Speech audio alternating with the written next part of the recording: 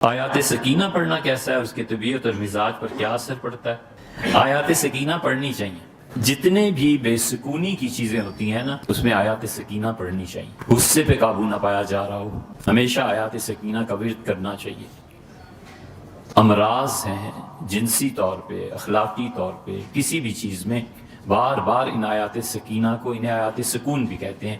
6 آیتیں ہیں قرآن کریم میں، اور اس میں آتا ہے ہر جگہ کہ فَأَنزَلَ اللَّهُ سَكِينَتَهُ عَلَيْهِ، اللہ نے اپنے بندے پر سکون نازل کیا۔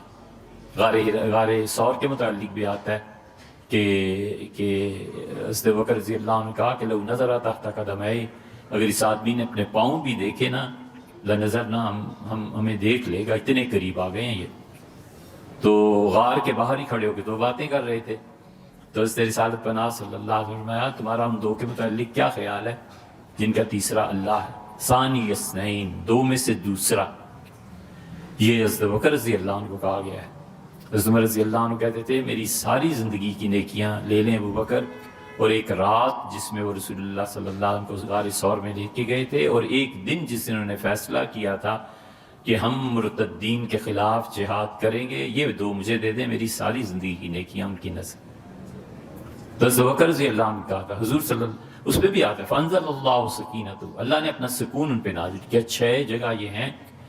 حافظ ابن قیم رحمۃ اللہ علیہ نے لکھا ہے کہ ہمارے شیخ ابن تیمیہ رحمۃ اللہ علیہ اس کی تلقین فرماتے تھے، خود لکھا ہے حافظ ابن قیم رحمۃ اللہ علیہ نے کہ میرا معمول ہے جب بھی بے سکونی پیدا ہو جائے اللہ کے لیے یہ آیات پڑھتا ہوں۔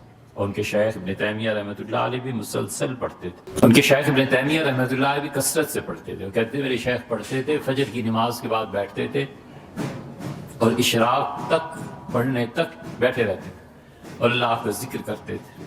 بڑا مجاہدہ ہے، بہت مجاہدہ۔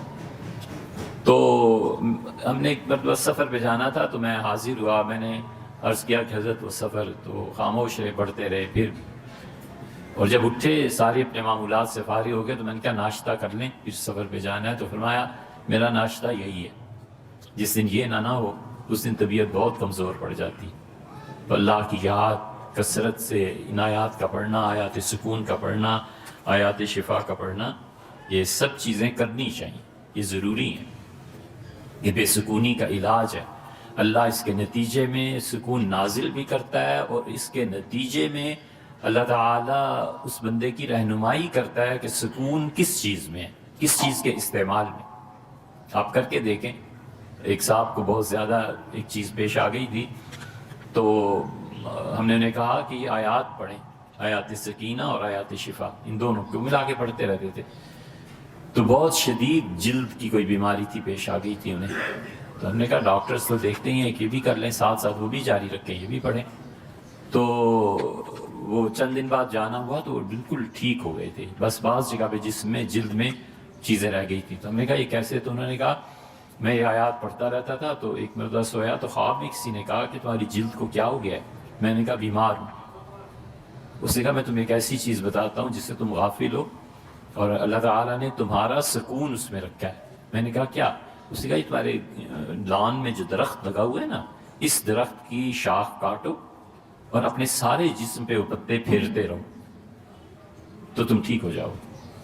کہنے لگے میں اٹھا، اسی وقت میں اپنے لان میں گیا، درخت پہ شاخیں اتاری اور میں اپنے جسم پہ پھیرنی شروع کی۔ روزانہ اسے یہ تو نہیں بتایا تھا کہ کب، تو میں سارا دن وہی کرتا رہتا تھا، کپڑے اتار کے جسم پہ وہ شاخیں پھیرتا رہتا تھا۔ کہنے لگا دیکھو چند دن میں بالکل ٹھیک ہو گیا۔